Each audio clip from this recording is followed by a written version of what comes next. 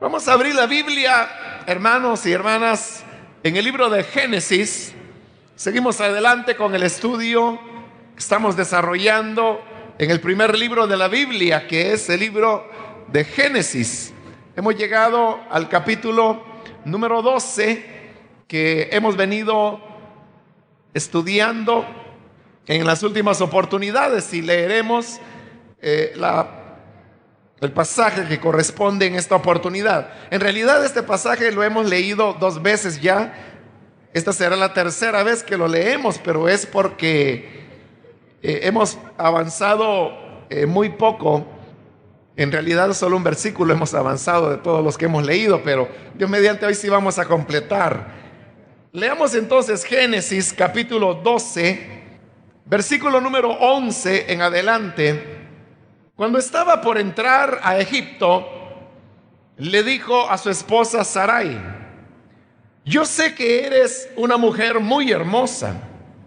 Estoy seguro que en cuanto te vean los egipcios dirán: es su esposa.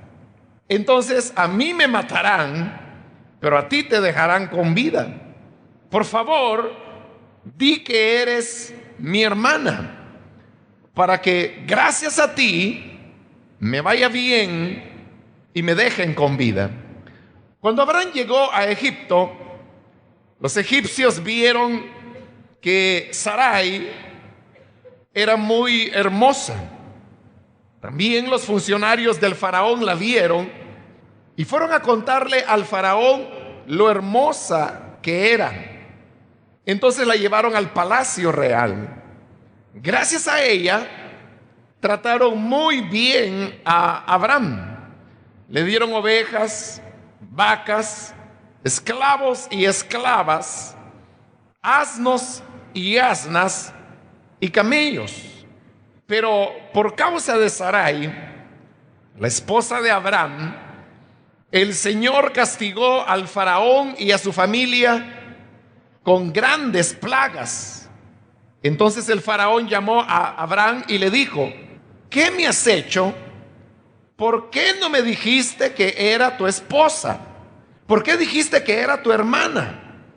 Yo pude haberla tomado por esposa. Anda, toma a tu esposa y vete. Y el faraón ordenó a sus hombres que expulsaran a Abraham y a su esposa junto con todos sus bienes.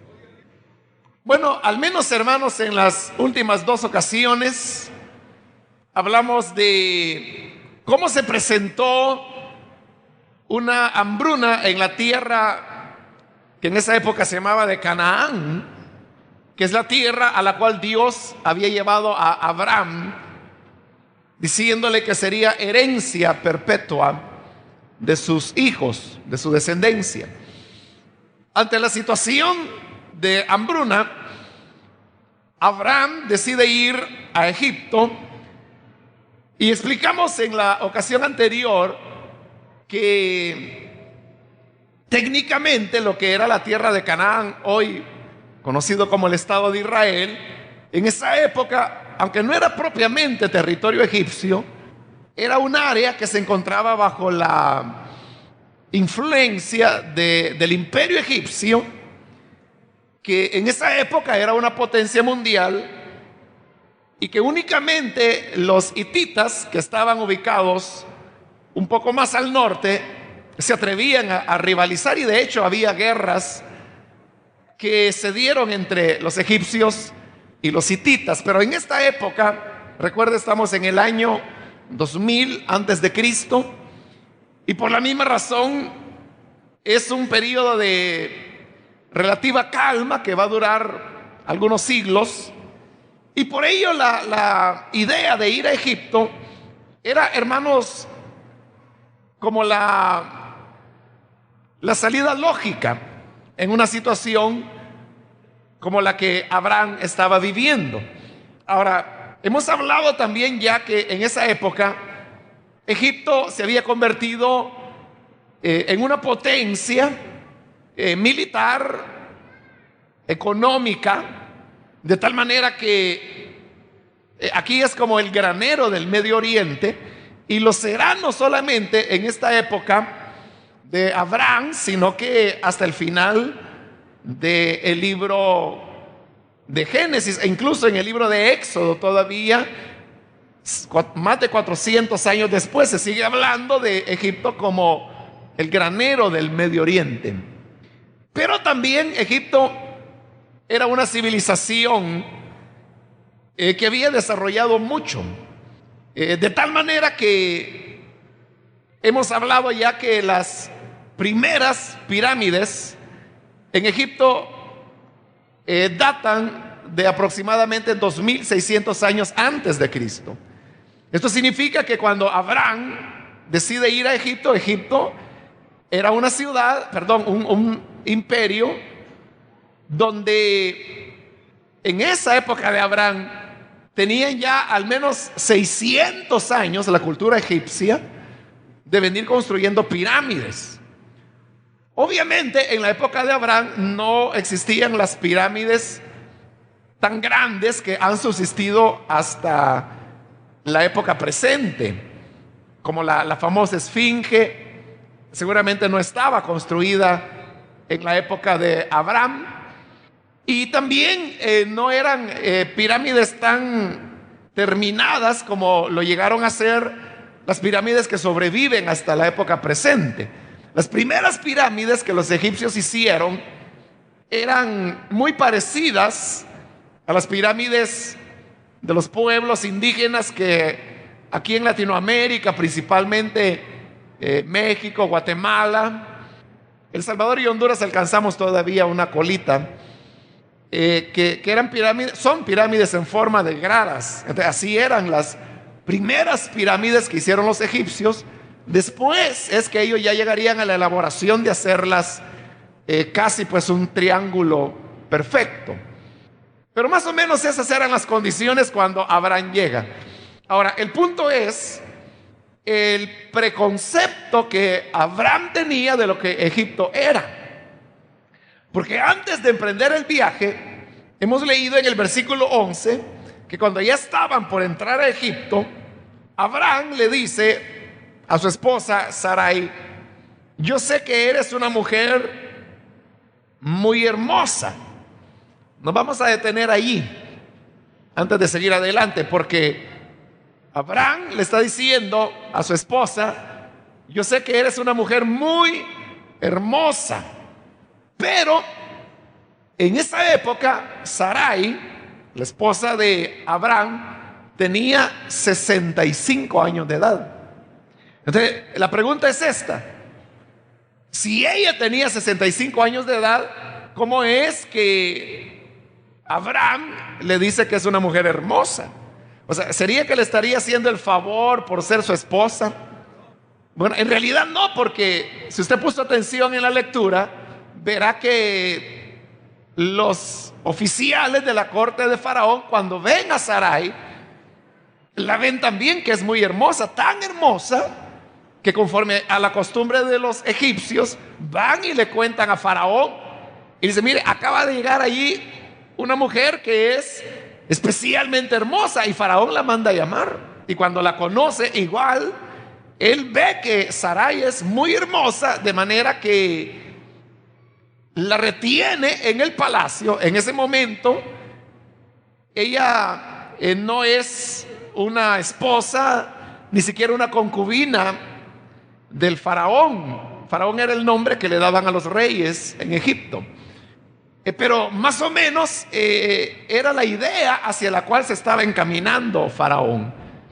Entonces, ¿cómo se puede explicar la hermosura de Sarai si ella tenía 65 años de edad?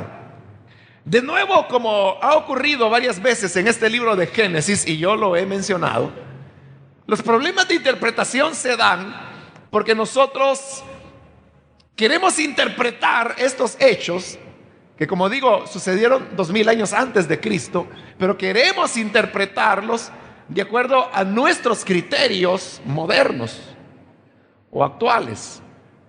Porque para nosotros, una señora que tenga 65 años de edad es una anciana, y nadie podrá decir que una anciana es hermosa, entendiendo hermosa en el sentido que ahí se está hablando, que era una hermosura que despertaba la admiración y la atracción de los hombres. Porque uno puede decir, es una anciana linda, puede decir uno, es una anciana hermosa, pero uno entiende que se está refiriendo a la hermosura de la vejez, a su pelo blanco, a la forma que tienen de ser las ancianas. Pero aquí no está hablando de ese tipo de belleza, está hablando de una belleza que seduce a los hombres. La respuesta a esta aparente contradicción es que hay que tener en cuenta la vida, o el tiempo más bien, que Sarai vivió. Sarai murió a los 127 años de edad, como lo vamos a estudiar mucho más adelante. Eso significa que si Sarai murió a los 127 años de edad, tener 65 años de edad significaba estar más o menos a la mitad de su vida. Ahora, si estas ideas las trasladamos, por ejemplo, a lo que es acá nuestro entorno en El Salvador, desde hace varios años se sabe que la expectativa de vida en El Salvador es de 70 años. O sea, lo que vive el salvadoreño promedio en nuestro país actualmente ronda los 70 años. Entonces, si a esos 70 años le sacamos la mitad sería 35 años. ¿Podríamos nosotros hablar de una mujer que a los 35 años es hermosa hoy en día? ¿Qué piensa usted? Claro, claro que sí. Claro, una mujer de 35 años puede ser muy hermosa, puede ser muy atractiva todavía. Claro, nosotros somos un país donde las personas se casan tan jóvenes, prácticamente adolescentes, que se tiene la idea que una mujer que a los 35 años no se ha casado, ya no se va a casar. Pero en Europa, por ejemplo, nadie se casa a edades más tempranas que los 30, los 35, 37, a veces 40 años de edad. Nunca se casan más jóvenes que eso. Entonces, pero el hecho es que 35 años, para lo que es la expectativa de vida nuestra, sí, una mujer puede ser hermosa y puede ser codiciada por los hombres. Entonces, ese mismo hecho es lo que está ocurriendo acá, que la expectativa de vida no eran 70 años. Bueno, y ahí no solo estamos hablando de expectativas, sino que del hecho real que Sarai vivió 127 años. Por lo tanto, a los 65 años ella estaba a la mitad de su vida, que equivaldría, en nuestro caso, a tener unos 35 años de edad. Por esa razón es que, aunque tenía 65 años de edad, lo cual para nosotros en nuestra época y con la expectativa de vida que hay ahora, sería estar ya a un paso de la muerte, ¿no? A 5 años de expectativa de vida, ¿no? Pero en cambio aquí Sara estaba empezando la vida, le faltaba media vida todavía por vivir. A eso se debe su hermosura. Y es precisamente la hermosura lo que le causa una preocupación a Abraham. Entonces, después de haberle dicho, yo sé que eres una mujer muy hermosa, le dice en el versículo 12, estoy seguro que en cuanto te vean los egipcios, dirán, es su esposa. Entonces, a mí me matarán, pero a ti te dejarán con vida. Fíjese el concepto que Abraham tenía de los egipcios. Abraham nunca había estado en Egipto. Pero cómo él está catalogando a los egipcios. Los está catalogando como personas, ¿qué le diría?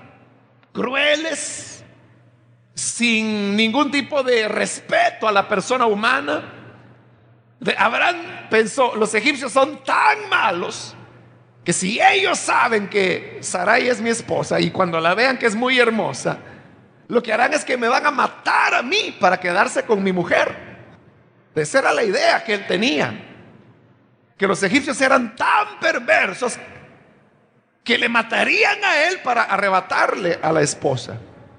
Esa es la idea que él tiene, y por ahora vamos a dejarlo ahí, esa idea de Abraham. Pero usted ahora viene y le hace una propuesta. En el versículo 13 le dice: por favor, di que eres mi hermana, para que gracias a ti me vaya bien y me dejen con vida. Como lo habíamos mencionado en un estudio anterior, hablamos de cómo Abraham es un modelo. No en balde la escritura lo llama el padre de la fe. No en balde los judíos se sentían orgullosos de decir: Abraham fue nuestro padre.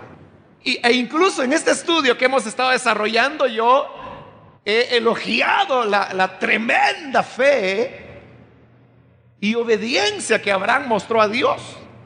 Pero ahora la Biblia nos está mostrando el lado humano de Abraham. Él no era un hombre perfecto. Era un hombre que Dios estaba trabajando todavía, porque usted verá los errores que aquí Abraham está cometiendo. Más adelante él no los va a cometer. Cuando lleguemos a ese punto yo le voy a recordar de este capítulo. Pero aquí hay dos errores que Abraham comete. Bueno, y hay otros más adelante, pero el primero es cuando le dice a su esposa: di que eres mi hermana. Y como explicamos en la última ocasión, eso era cierto.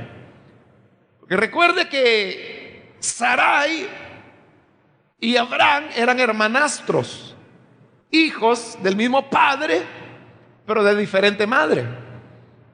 Y siendo hermanastros se habían casado. Entonces cuando Abraham decía: es mi hermana, eso es cierto. Eso era verdad, pero no era toda la verdad. Toda la verdad era que era su hermana, pero también era su esposa. Y ahora lo que le está pidiendo es que se oculte una parte de esa verdad. Y le dice: digamos solo la mitad de la verdad. Que eres mi hermana, pero no digas que eres mi esposa, porque entonces me matarán para quedarse contigo. En cambio, si ellos entienden que soy tu hermano, no me harán daño, porque entonces yo no soy un obstáculo por si los egipcios te ven que eres mujer muy hermosa. Me van a ver como el cuñado al cual hay que ganar. Entonces, como lo dije la vez anterior, lo vuelvo a repetir ahora: mentir no solamente es cuando uno da una información falsa. Eso es mentira, claro. Pero también cuando uno dice solamente parte de la verdad, es mentira. Ahora, Abraham podía decir: bueno, y no es cierto pues que es mi hermana. Sí, sí es cierto. Eso nadie se lo estaba discutiendo. El problema es que no era toda la verdad. Y sobre todo porque se iba a entrar a una condición donde la otra parte de la verdad era decisiva. Eso los hombres lo han entendido tan bien que por ello es que cuando juramentan a un testigo en algún proceso judicial, le piden que diga la verdad, toda la verdad y nada más que la verdad. Pero fíjese, le piden que diga toda la verdad, porque muchas veces nosotros mentimos cuando decimos solamente una parte de las cosas, y que no es falsa, esa información es verdadera, pero solo es una parte. No estamos diciendo toda la verdad. Entonces, alguien diría: bueno, pero esa no es una mentira completa. Pero ya vamos a ver que las consecuencias de esa mentira sobre Abraham serán vergonzosas. Porque nadie puede mentir y quedar campante como que si nada ha pasado. La mentira siempre trae consecuencias.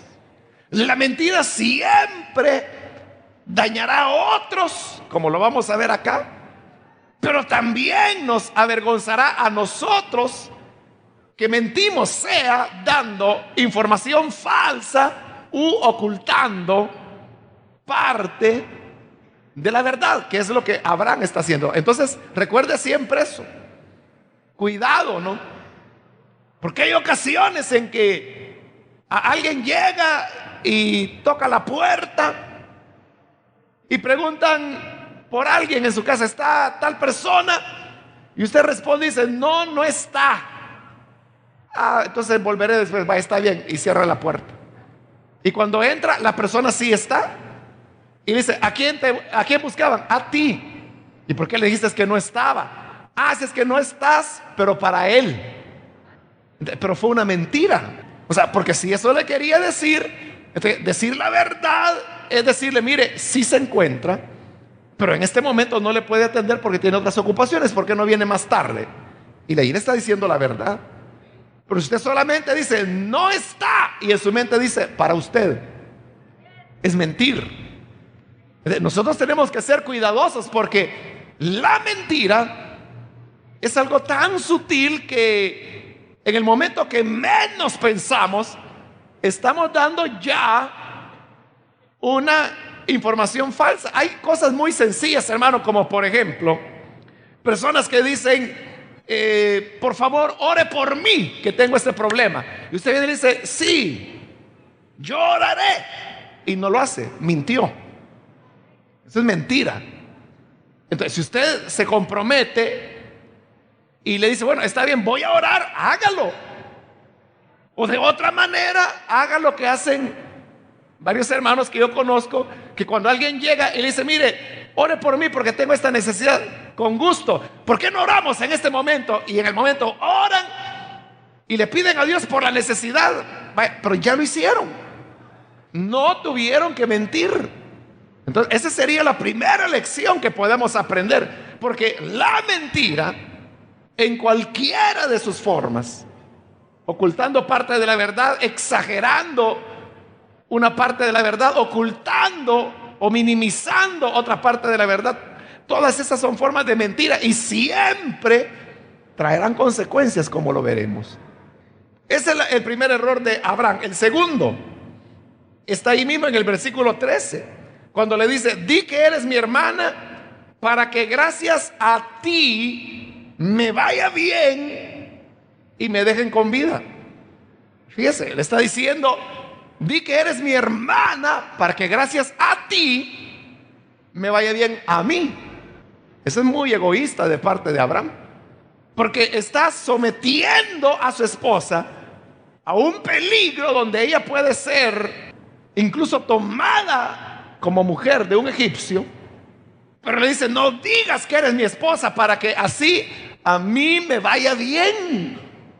Porque entonces, si dices que eres mi hermana, pensarán que yo soy el cuñado. Entonces a mí me van a hacer regalos. Y ciertamente eso es lo que ocurrirá. Entonces me irá bien a mí, pero tú sacrifícate. Eso es algo muy egoísta de parte de Abraham, que es una lección que él aprenderá, porque en el siguiente capítulo, que es el 13, veremos cómo Abraham ha aprendido la lección. Y ahí las cosas se invierten.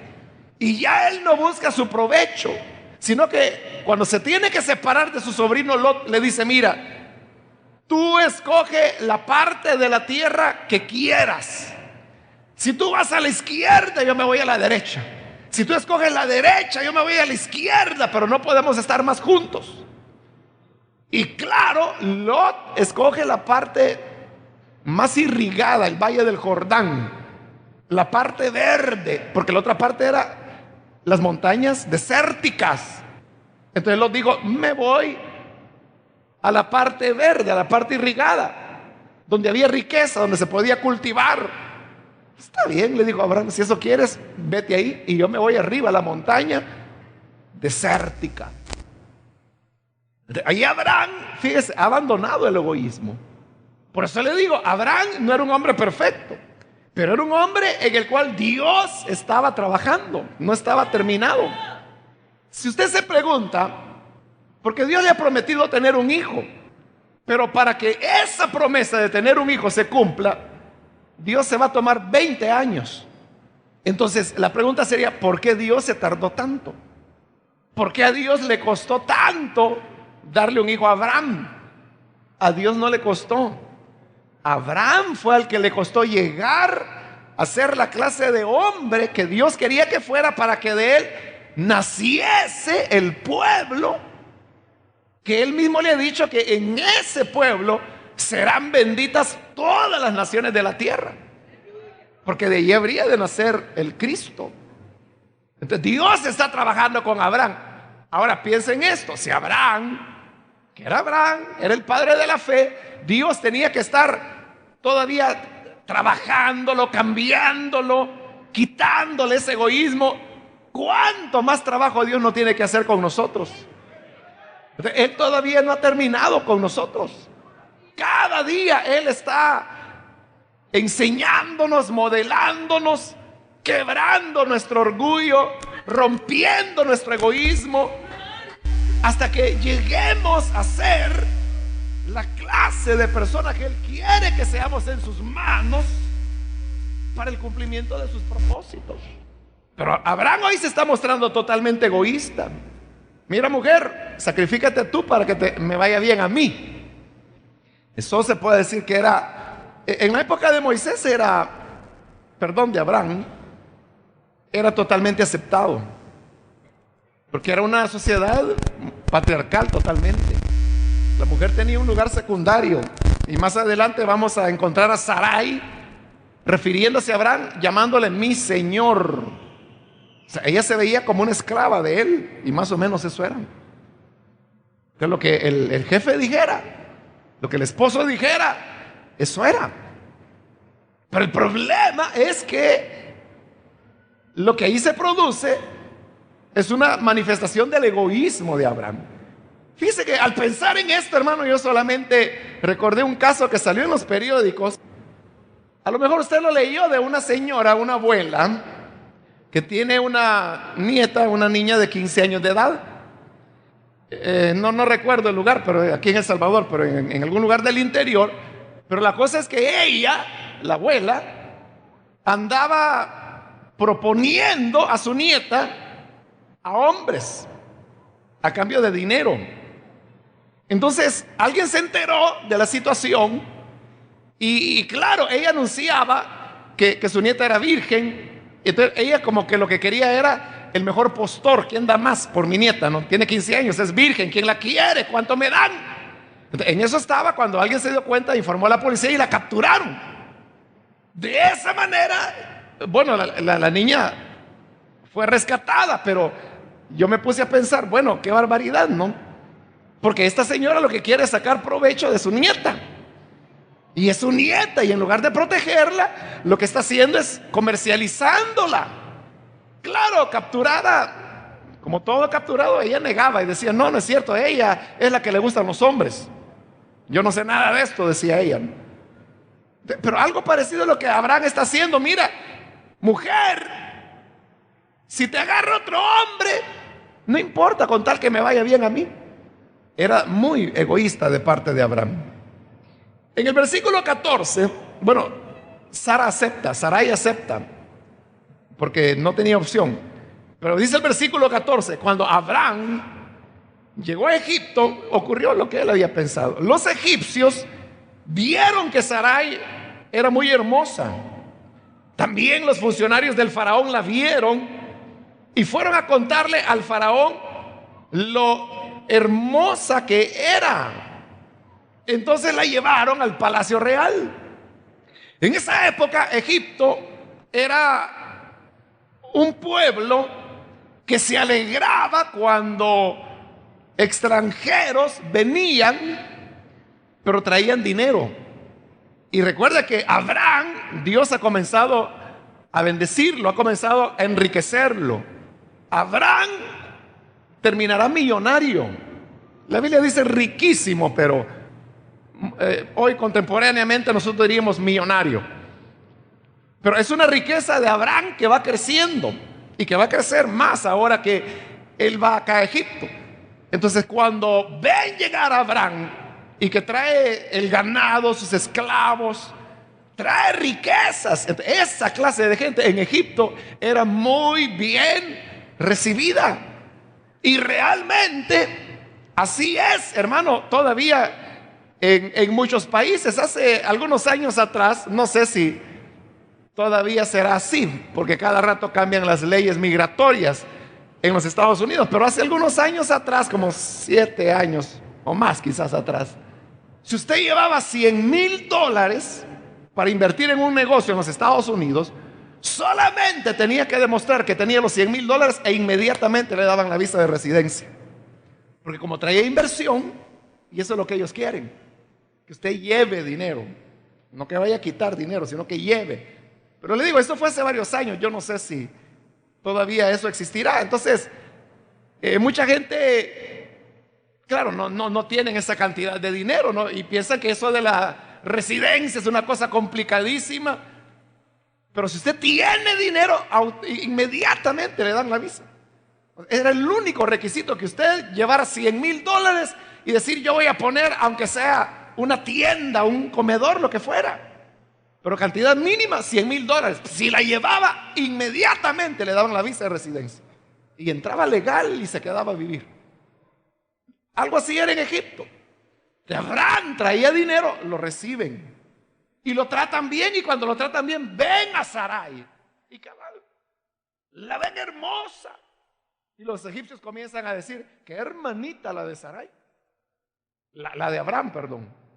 Pero la voz se corre y llega hasta Faraón y le dice, mira, ha venido un extranjero muy adinerado, pero tiene una hermana que deberías conocerla. Se la traen a Faraón, conoce a Sarai, la ve muy hermosa, de manera que se queda en el palacio. Y entonces Faraón comienza el proceso para tomarla por mujer.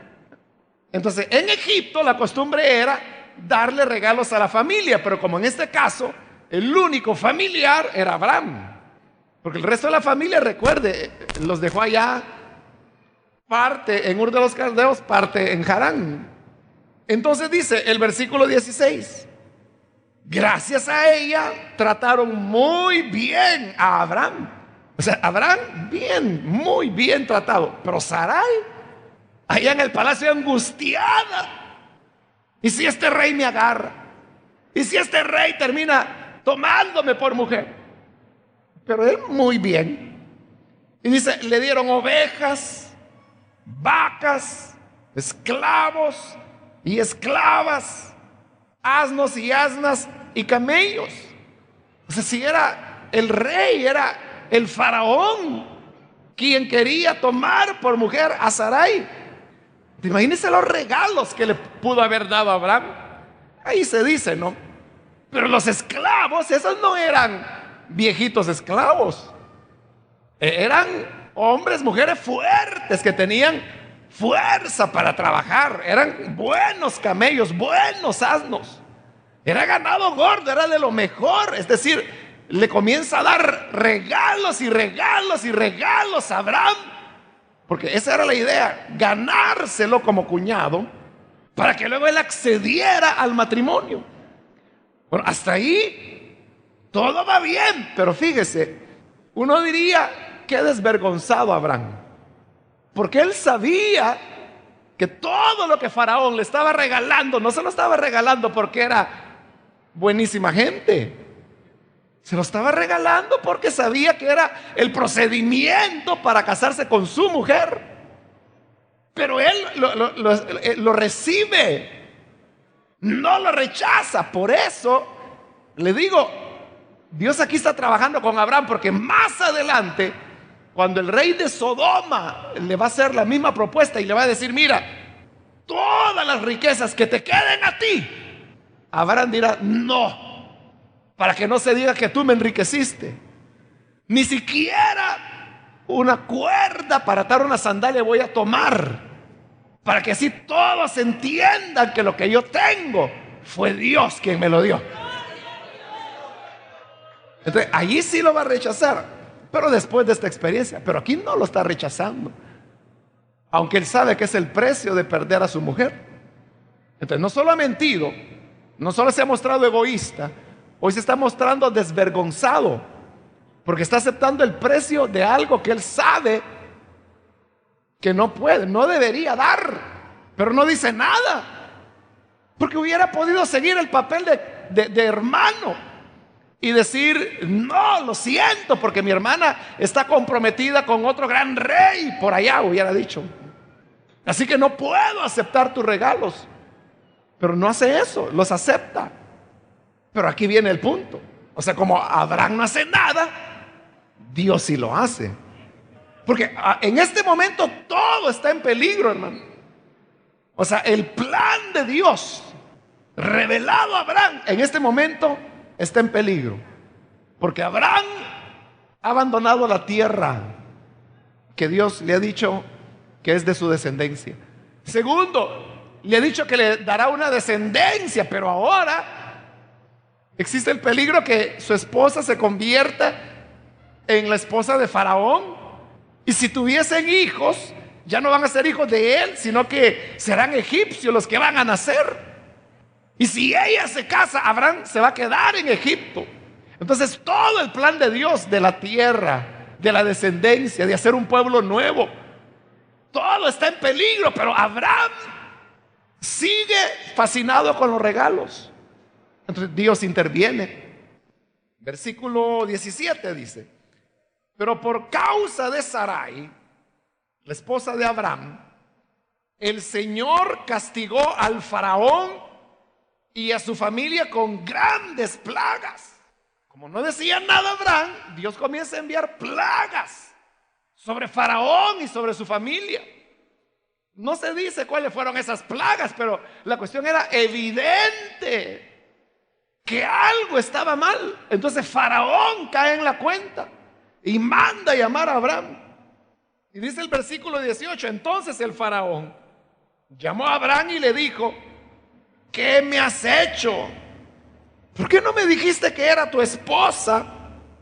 O sea, de alguna manera él llegó a saber que era hermana de Abraham, pero que también era su esposa. ¿Por qué dijiste que era tu hermana? Y le dice: yo pude haberla tomado por esposa. Y realmente hacia eso iba. Y ahora dice: anda, toma a tu esposa y vete. Pero fíjense, ¿qué está pasando? Obviamente, ni Faraón ni los demás egipcios tenían conocimiento del Dios verdadero. Porque recuerde, esta es una época en la cual el conocimiento de Dios se ha perdido. Y Dios se ha revelado a Abraham. Abraham sabe que existe un Dios que ha creado los cielos y la tierra. En Egipto no. Los egipcios creían que el río Nilo era un Dios. Ellos creían que los toros era un Dios. Los egipcios creían que los escarabajos eran Dios. Los egipcios creían que las ranas eran Dios. Pero a pesar que ellos estaban hundidos en el paganismo, había un concepto moral, si usted le quiere llamar, o religioso, como le quiere llamar. Pero los egipcios sabían que había cosas correctas e incorrectas. Entonces, cuando vienen las plagas, Faraón piensa y dice: esto es castigo de los dioses, porque no creían en un Dios, sino que en varios.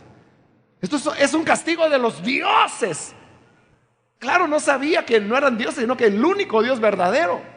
Y era cierto que era un castigo y ellos lo entienden. Entonces, como le digo, el relato no dice mayor cosa, pero a lo mejor comienzan a averiguar. A lo mejor Faraón habla con Sarai y le dice: mira, ¿qué pasa? Desde que tú estás aquí, solo paso enfermo, mi familia enferma, viene plaga sobre mí, sobre mi familia todo el tiempo. ¿Qué pasa? Entonces, a lo mejor Sarai le dijo: mira, la verdad es que Abraham es mi hermano, pero no solo es mi hermano, es mi esposo, soy mujer casada. Entonces Faraón se da cuenta, y al darse cuenta manda a llamar muy molesto a Abraham Y dice, ¿qué es esto que me has hecho? Yo también que te he tratado, te he regalado ganados, esclavos, te he enriquecido y mira la manera en que me pagas. ¿No te das cuenta que por haber mentido pude haber tomado a tu esposa como mi mujer? Fíjese, hay un concepto entre lo bueno y lo malo. Y ellos sabían, aunque es Egipto, el puro paganismo. No tienen conocimiento de Dios, pero sabían que no es correcto tomar la mujer de otro hombre. Entonces, fíjese, qué choque, hermano, entre la idea que Abraham tenía de los egipcios y lo que los egipcios en realidad eran. Porque se recuerda el concepto de Abraham. Él dijo, los egipcios son tan perversos que Sarai, me van a matar a mí para quedarte contigo. Pero ¿quiénes eran los egipcios? Con todo y su paganismo. Pero le dicen, no, le dice el rey, imagínense, el rey, no puedo tomar una mujer que pertenece a otro hombre. Ellos quizás ni tenían el concepto de adulterio, no lo sé, pero sabían que no era correcto. Entonces, ¿qué ocurre? Que aquellos que Abraham pensaba que eran muy perversos, y por eso les oculta parte de la verdad, resulta que esos perversos ahora están corrigiendo al padre de la fe. Entonces, ¿qué significa eso, hermano? Que Dios se manifiesta en el mundo de diversas maneras. Por eso es que los teólogos hablan de la revelación especial y de la revelación general. La revelación especial es aquella en la época presente que recibimos, por ejemplo, los que tenemos acceso a la Biblia, conocemos el mensaje del Evangelio, conocemos a Jesús, su obra, sus enseñanzas. Esa es una revelación especial. Pero hay personas que nunca han escuchado del Evangelio, pero tienen un concepto entre lo bueno y lo malo, como lo tenía Faraón. ¿De dónde lo sacaron? Eso es lo que se llama la revelación general. También le llaman la gracia común, la cual Dios tiene con todos los seres humanos. Mire, esto es parecido a aquel pasaje en el libro de los Jueces, de aquel levita que va de regreso con su esposa a casa y le toma la noche. Y hay una ciudad. Entonces le dice a su criado que va con él, ¿por qué no vamos a esa ciudad y dormimos ahí? Y él responde, uy, no, le dice, ahí no, porque esos no son pueblo de Dios. Pero si caminamos un poquito más, ahí hay otra ciudad, que esa sí ya pertenece al pueblo de Dios. Entonces caminan un poquito más y llegan a la otra ciudad, donde vivía, entre comillas, el pueblo de Dios. Y ahí se quedan a dormir. Y usted sabe lo que ocurre esa noche. Que llegan los hombres, se reúnen y querían violar a Levita, el pueblo de Dios, los hermanos. Querían violar a Levita.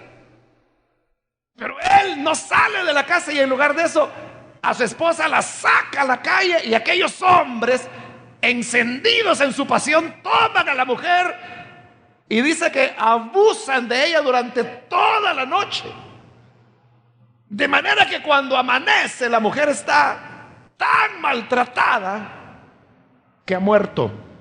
Entonces de nuevo, él no quiso ir a dormir al pueblo de los que no eran hijos de Dios, porque digo, uy, ahí a saber qué nos va a pasar, y a lo mejor no les hubiera ocurrido nada.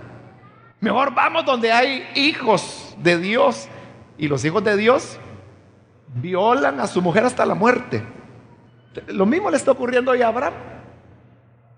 No se daba cuenta de cómo Dios podía obrar sobre los egipcios. Claro, yo no digo que Faraón conocía al Dios verdadero. No lo conocía. Él tenía el concepto de que habían muchos dioses, pero sabía que había un castigo, y él sabía que los castigos venían cuando algo incorrecto había. Y cuando indaga, encuentra que es lo incorrecto. Entonces viene y le dice a Abraham, ¿por qué me mentiste? Fíjese qué vergüenza. Qué vergüenza que el incrédulo le tenga que decir a usted: mire, y usted que no es cristiano, no debería hacer esto o lo otro. Usted que dice que es cristiana, ya debería haberme pagado lo que me debe. Si dice que es cristiano, ¿por qué anda mintiendo? ¿Por qué me anda enamorando a la esposa? O sea, vergonzoso, ¿no? Que tenga que ser el incrédulo que le diga al creyente. Entonces, para Abraham, hermano, fue una vergüenza terrible. Pero no solo eso, sino que dice el versículo 20: y el faraón ordenó a sus hombres que expulsaran a Abraham, es decir, fuera del país, depórtenlo, y a su esposa. O sea, nunca faraón ni pensó hacer lo que Abraham había pensado. Nunca dijo: bueno, hoy por mentiroso maten a ese sinvergüenza y me quedo con la mujer. Digo: no, saquen a este hombre y saquen a esa mujer. Pero mire, es tan, voy a decir así, tan recto el faraón, que incluso dice: junto con todos sus bienes, es decir, lo que le había regalado a faraón, sáquenlo con todo eso. Porque faraón podría haber dicho: mira, yo todo eso te lo di porque pensé que podíamos ser cuñados, pero como vi que me engañaste, devuélvemelo. Y hubiera sido justo. Pero faraón tenía el concepto: o sea, yo te lo di por un aprecio, por un amor, es tuyo. Y aunque lo adquiriste por mentira, pero es tuyo. Lo único que te voy a pedir es que por favor te me vas ya. Y Abraham se tiene que ir, pero ¡qué vergüenza! Claro, se va con su mujer sin que le hubieran tocado un cabello. Se va con mucha más riqueza que con la que había llegado. Y uno diría: bueno, fue correcto que se llevara esa riqueza mala vida. No hubiera sido más correcto que se lo dejara, aunque faraón le dijo: llévate lo que te di. Pero faraón lo que quería era evitar la situación de pecado. Entonces, este pasaje nos enseña cómo nosotros debemos tener cuidado en nuestra vida, no mentir, ser honestos, ser rectos. No hay nada mejor que decir la verdad. Y aunque usted se avergüence, pero mire, la mentira siempre trae consecuencias. Y ahí lo tienen Abraham.